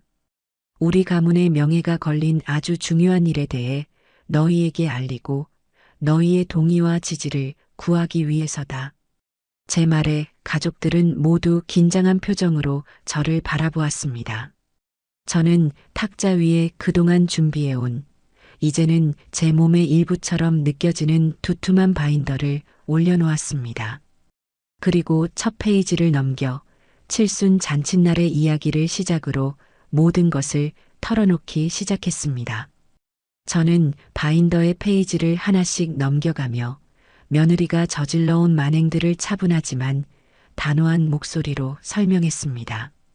제삿날 스키장에 가고 몸져 누웠다던 날 골프를 치러 갔던 일들, SNS 사진과 문자 메시지를 나란히 보여주자 가족들의 얼굴은 점점 경악으로 물들어갔습니다. 제가 추석날 받았던 모욕적인 언사들을 이야기할 때는 딸의 눈에서 분노의 눈물이 흘러내렸습니다. 엄마, 그걸 왜 지금까지 혼자 참고 있었어? 왜 우리한테 말 안 했어? 남동생은 주먹을 꽉 쥔 채 그 싼 것들을 내가 가만두지 않겠다며 험한 욕설을 내뱉었고, 사위와 다른 가족들 역시 믿을 수 없다는 표정으로 할 말을 잃었습니다. 그리고 마침내 저는 이 모든 것에 활용점정을 찍을 비장의 무기를 꺼내 들었습니다. 그리고 이건 며칠 전 내가 내용 증명을 보낸 후에 내 며느리 오수정에게서 걸려온 전화 통화 내용이다. 모두 잘 들어보거라. 저는 휴대폰의 녹음 파일을 재생했습니다. 거실에는 며느리의 그 경멸과 악의로 가득 찬 목소리가 생생하게 울려 퍼졌습니다. 노망, 공갈 협박, 추하고 더러운 거 아세요? 등 차마 입에 담기 힘든 폭언들이 쏟아져 나오자 거실의 공기는 얼음장처럼 차갑게 얼어붙었습니다. 녹음이 끝났을 때 방 안에는 무거운 침묵만이 흘렀습니다. 가장 먼저 침묵을 깬 것은 제 남동생이었습니다. 그는 자리에서 벌떡 일어나 외쳤습니다. 누님, 이래도 가만히 계실 겁니까? 저런 걸 우리 집안의 며느리라고 두고 보실 겁니까? 당장 소송하시죠. 변호사 비용이 얼마가 들든 제가 다 책임지겠습니다. 저런 건 인간도 아닙니다. 제 딸 역시 울음을 그치고 단호한 목소리로 말했습니다. 엄마, 당연히 소송해야지. 이건 돈 문제가 아니야. 엄마의 짓밟힌 자존심을 되찾는 문제고, 저렇게 오만한 사람에게 정의가 살아있다는 걸 보여줘야 하는 문제야. 우리가 끝까지 엄마 옆에 있을게. 걱정 마. 모든 가족이 한마음으로 제 편에 서서 저를 지지해 주었습니다. 그들의 분노와 지지를 확인하는 순간 저는 더 이상 혼자가 아니라는 생각에 뜨거운 눈물이 솟구쳤습니다. 바로 그때였습니다. 딩동. 현관 초인종이 울렸습니다. 제가 아들 내외에게도 중요한 가족회의가 있으니 반드시 참석하라고 통보해 두었기 때문입니다. 제가 문을 열자 잔뜩 날이 선 표정의 며느리와 그 뒤에서 어쩔 줄 몰라 하는 아들이 서 있었습니다. 며느리는 거실에 모든 가족이 모여 있는 것을 보고는 잠시 당황하는 듯 했지만 이내 다시 오만한 표정을 지어 보였습니다. 어머님, 이게 지금 뭐 하시는 거예요? 온 가족 다 모아놓고 저를 공개적으로 망신이라도 주시려는 거예요? 마녀 사냥이라도 하시려나 봐요? 그녀는 조금도 위축되지 않고 오히려 저를 공격했습니다. 저는 그런 며느리를 차갑게 바라보며 말했습니다. 마녀 사냥이 아니라 진실을 밝히는 자리다. 너가 한 짓들을 내 눈으로 직접 확인시켜 주려고 불렀다. 며느리는 코웃음을 쳤습니다. 제가 뭘 어쨌는데요? 다 늙어서 재산에 욕심이 나시니까 며느리한테 온갖 누명을 다 씌우시는 거잖아요. 그거 진짜 추해 보이는 거 아세요? 그녀의 막말에 참다 못한 제 남동생이 앞으로 나섰습니다. 이것 봐요, 조카 며느리. 지금 누구 앞에서 추하다는 말을 함부로 짓거리는 거야. 당신이 우리 누님한테 한 짓들을 우리가 다 알고 있는데도 그 입에서 그런 말이 나와? 며느리는 제 남동생을 위아래로 훑어보더니 비웃으며 말했습니다. 어머, 외숙부님. 저희 집안일에 끼어드시는 거 아니에요. 이건 저희와 어머님 사이의 문제랍니다. 그 순간 저는 탁자 위의 녹음기를 다시 한번 눌렀습니다. 며느리의 목소리가 거실에 다시 한번 울려 퍼졌습니다. 나이 드셔서 노망나셨으면 곱게 나이 드실 것이지. 자신의 목소리가 나오자 며느리의 얼굴은 순식간에 새하얗게 질려버렸습니다. 그녀는 당황하여 말을 더듬기 시작했습니다. 이게 뭐야? 지금 불법 녹취하신 거예요? 이건 불법이야. 불법? 내 시어미한테 차마 입에 담지 못할 폭언을 쏟아내는 건 합법이고, 저는 바인더를 그녀의 앞에 던지듯 놓았습니다. 열어봐라. 너가 수년간 나를 어떻게 기만하고 무시했는지 내 거짓말의 역사가 전부 그 안에 담겨 있으니. 며느리는 파랗게 질린 얼굴로 바인더를 열어보지도 못하고 뒷걸음질 쳤습니다. 아들은 그저 엄마 제발 수정아, 여보하는 말만 반복하며 어쩔 줄을 몰라 했지요. 온 가족이 경멸과 분노의 눈으로 자신들을 쏘아보는 것을 확인한 순간 며느리는 더 이상 버틸 수 없다는 것을 깨달은 듯 했습니다. 그녀는 저를 향해 악에 바친 소리를 질렀습니다. 두고 봐. 내가 이대로 순순히 당하고만 있을 것 같아. 법정에서 보자고. 그 말을 남기고 그녀는 아들의 팔을 잡아 끌며 도망치듯 집을 빠져나갔습니다. 그녀가 떠난 뒤 거실에는 무거운 침묵과 함께 이전보다 훨씬 더 단단해진 결의가 남았습니다. 이로써 최후의 심판을 위한 모든 준비는 끝났습니다. 이제 남은 것은 법의 이름으로 그녀의 죄를 묻는 것뿐이었습니다. 가족들의 전폭적인 지지를 등에 업고 저는 이준영 변호사를 통해 법원에 정식으로 소송을 제기했습니다. 소장의 정식 명칭은 부담부증여 계약 해제에 따른 소유권 이전 등기 청구 소송. 쉽게 말해 약속을 어겼으니 주었던 건물을 다시 내놓으라는 소송이었습니다. 소장이 며느리에게 전달되고 그녀 역시 국내에서 손꼽히는 대형 로펌의 변호사를 선임했다는 소식이 들려왔습니다. 본격적인 법정 싸움의 막이 오른 것입니다. 몇 달간의 서면 공방이 오고 간 뒤 드디어 첫 변론 기일이 잡혔습니다. 법정으로 향하는 제 마음은 이상할 정도로 차분했어요. 두렵거나 떨리기보다는 드디어 진실을 가릴 시간이 왔다는 생각에 오히려 단단해지는 기분이었습니다. 법정에 들어서자 맞은편 피고석에 앉아 있는 며느리와 눈이 마주쳤습니다. 그녀는 저를 경멸과 자신감이 뒤섞인 오만한 눈빛으로 쏘아보았고 그 옆에 비싸 보이는 정장을 입은 변호사는 서류를 검토하며 여유로운 표정을 짓고 있었습니다. 재판이 시작되고 며느리 측 변호사가 먼저 입을 열었습니다. 그의 주장은 예상했던 대로였습니다. 존경하는 재판장님, 이 사건은 전형적인 증여자의 변심에 의한 무리한 소송입니다. 원고는 피고에게 아무런 조건 없이 부동산을 증여했으며 부양 의무에 대한 어떠한 구체적인 계약도 없었습니다.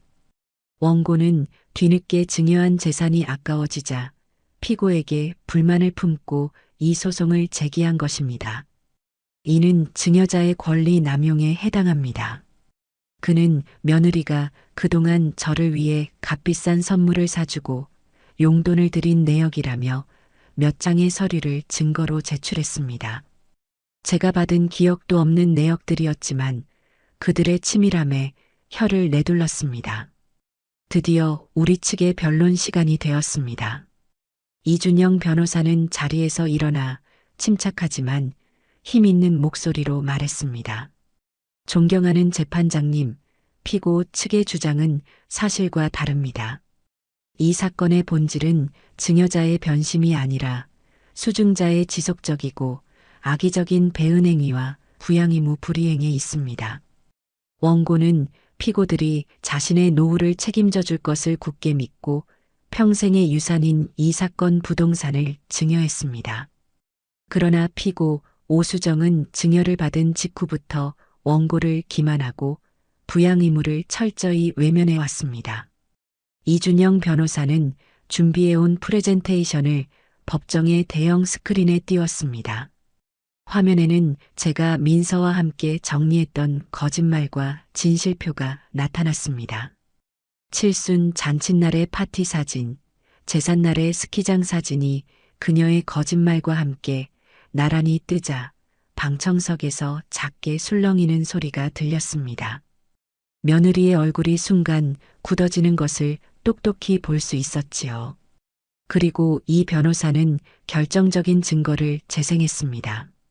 피고 오수정이 원고의 정당한 부양 의무 이행 요구에 대해 어떤 반응을 보였는지 직접 들어보시겠습니다.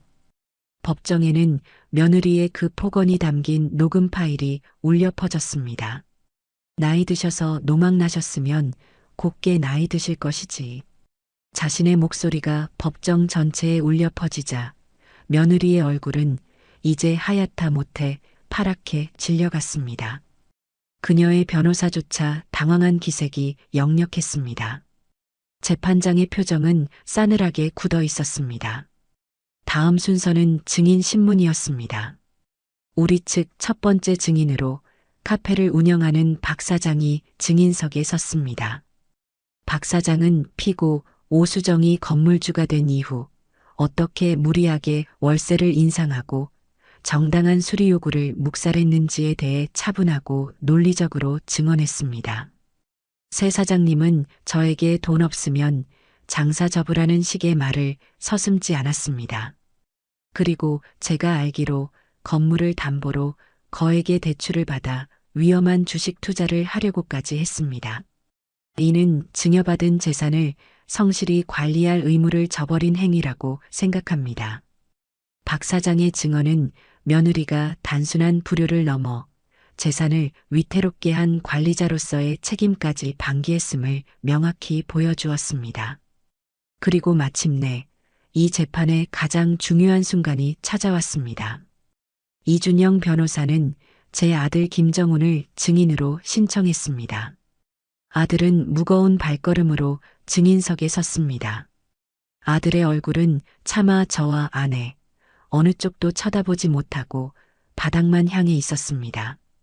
며느리는 아들을 향해 제대로 말하지 않으면 죽여버리겠다는 듯한 살기 어린 눈빛을 보내고 있었습니다. 이준영 변호사가 아들에게 다가가 부드럽지만 단호하게 물었습니다. 증인, 어머님이신 원고의 칠순 잔칫날, 증인의 아내인 피고 오수정 씨는 정말 급성 편두통으로 거동이 불가능할 정도로 아팠습니까? 아들은 입술을 달싹이며 한참을 망설였습니다. 법정의 모든 시선이 그의 입에 쏠렸습니다. 며느리의 눈빛은 더욱 이글거렸습니다. 아들은 고개를 푹 숙인 채 모기만 한 목소리로 대답했습니다. 아니었습니다. 그 한마디에 법정이 다시 한번 술렁였습니다. 이 변호사는 계속해서 질문을 던졌습니다. 그럼 시아버님의 제삿날은 어떻습니까? 피고 오수정 씨는 정말 지독한 몸살 감기에 걸렸었습니까? 아니었습니다. 그렇다면 증인은 아내가 아프지 않다는 사실을 알면서도 원고에게 거짓말을 하고 가족 행사에 불참한 것이 맞습니까?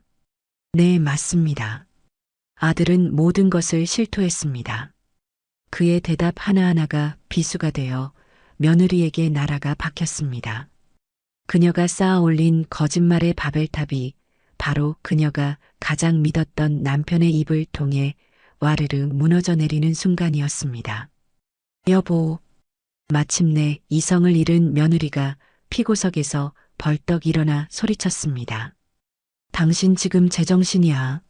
어떻게 나한테 이럴 수가 있어. 재판장이 정숙을 외치며 제지했지만 이미 그녀의 위선적인 가면은 완전히 벗겨진 후였습니다. 아들은 증인석에서 더 이상 고개를 들지 못하고 어깨를 들썩이며 흐느끼기 시작했습니다. 그 모습을 보는 제 마음 역시 찢어질 듯 아팠지만 이것이 진실을 위해 반드시 거쳐야 할 과정임을 알고 있었습니다. 모든 거짓이 만천하에 드러난 순간 저는 승리를 예감했습니다. 며느리는 증인석의 아들을 향해 증오와 배신감으로 가득 찬 눈빛을 보내고 있었습니다. 그녀가 그토록 믿고 의지했던 그녀의 탐욕을 위한 방패막이었던 아들이 결국 그녀에게 가장 치명적인 일격이 된 것은 바로 아들의 증언이었습니다. 길고 길었던 재판의 끝이 보이기 시작했습니다.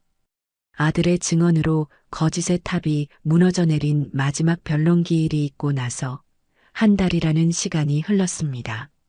선고기일이 잡히고 저는 다시 한번 법정으로 향했습니다.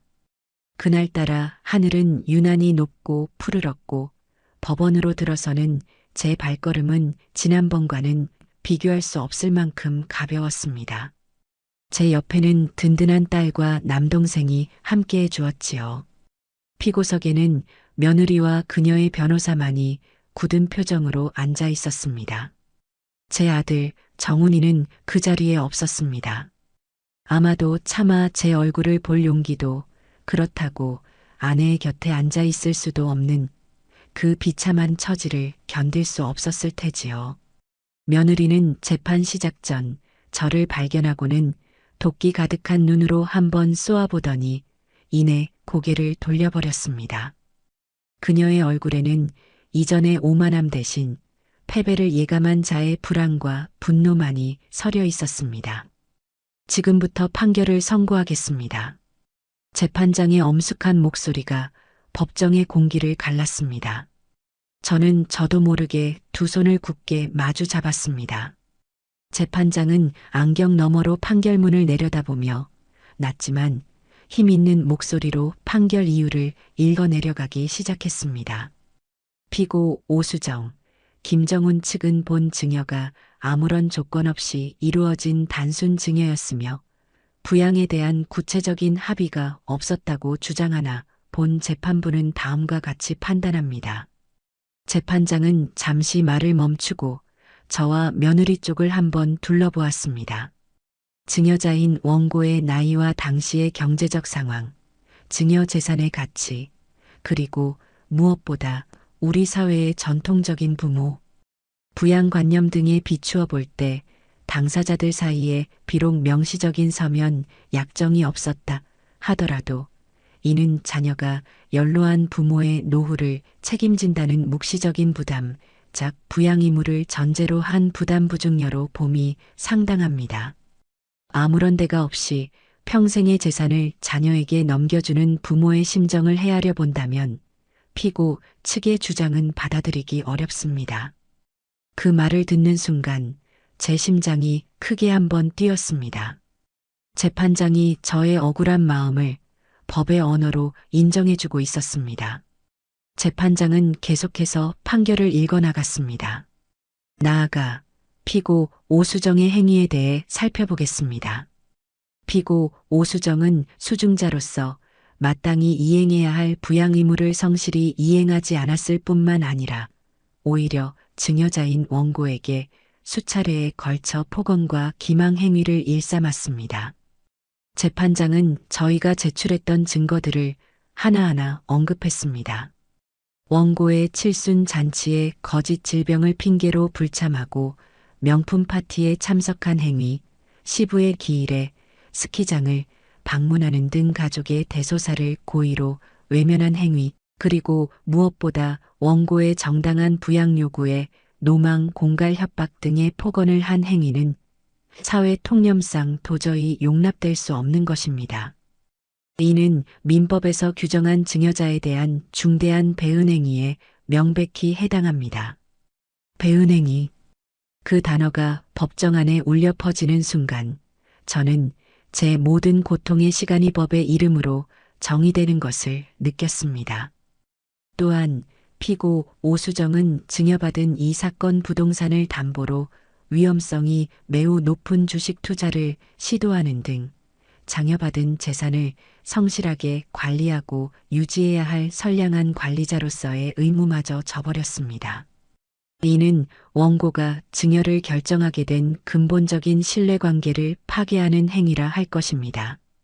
재판장은 판결문의 마지막 장을 넘겼습니다. 그리고 마침내 제가 기다리고 기다리던 그 말을 법정 안에 모두가 들을 수 있도록 선언했습니다.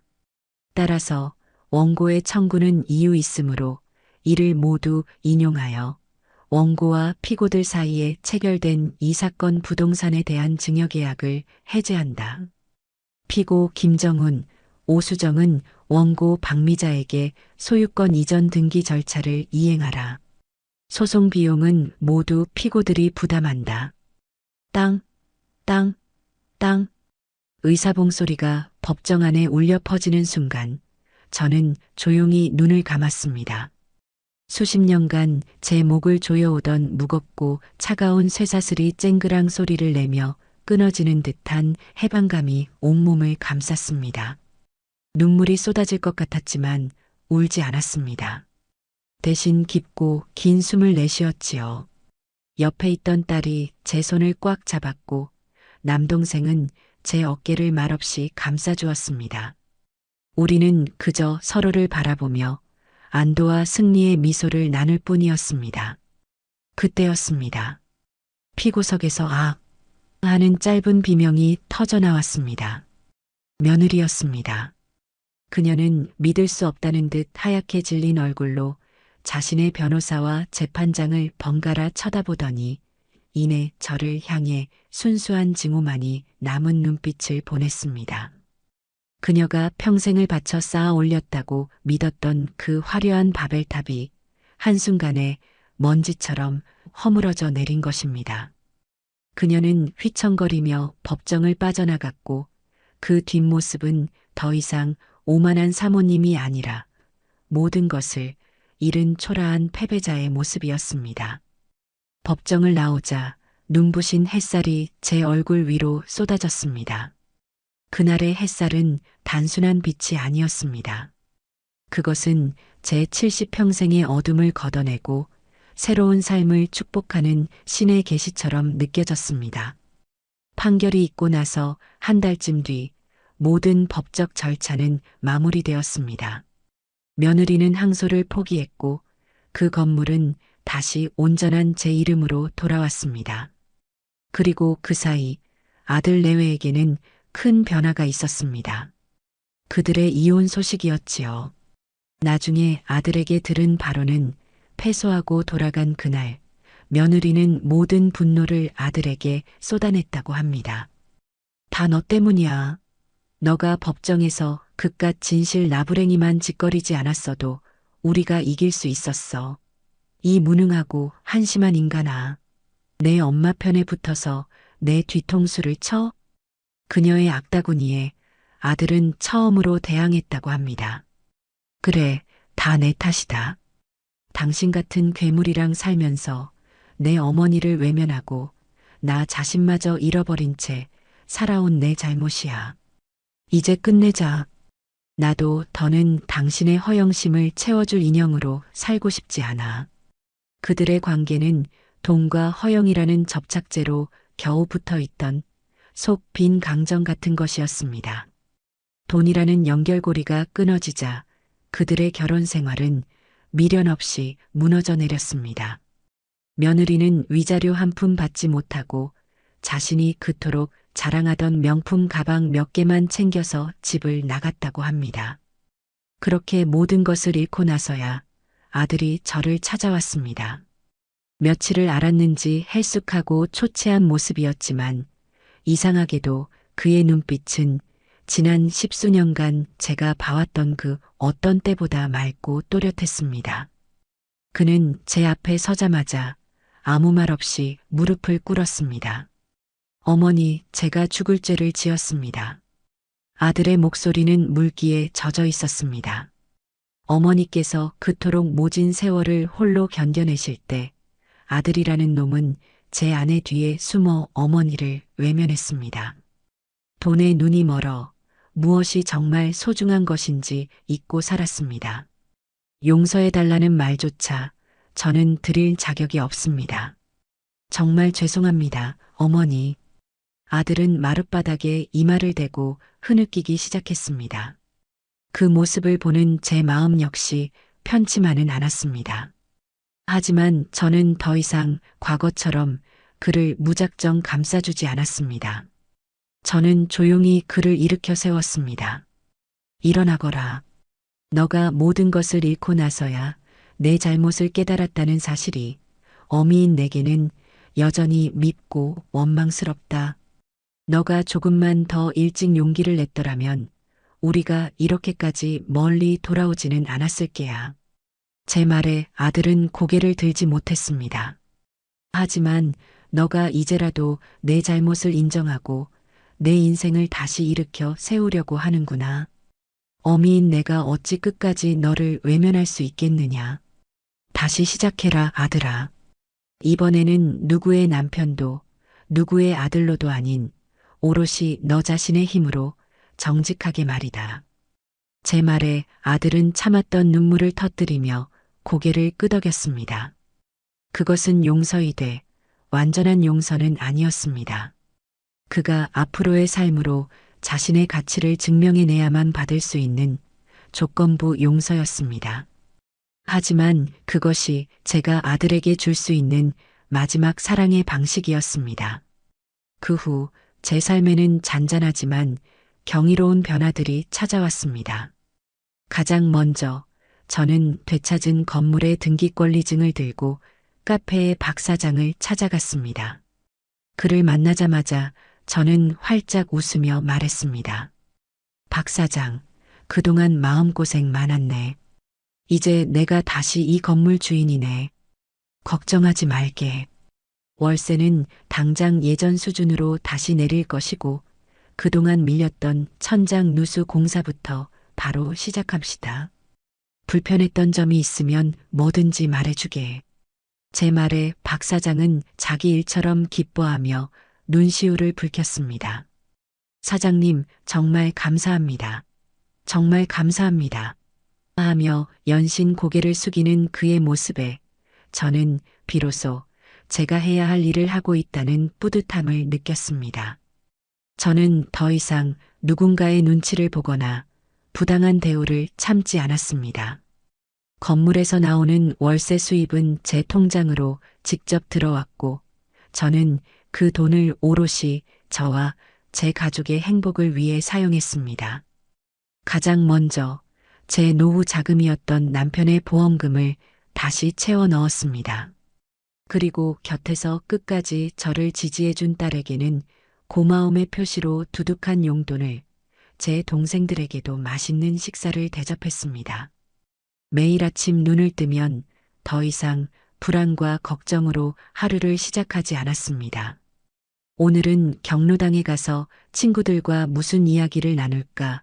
오후에는 시장에 가서 무슨 맛있는 반찬거리를 사올까 하는 소박한 계획들로 하루를 채워나갔습니다. 며느리에게서 걸려올지도 모르는 신경질적인 전화에 가슴 졸일 필요도, 아들의 무기력한 얼굴을 보며 속을 끓일 필요도 없었습니다.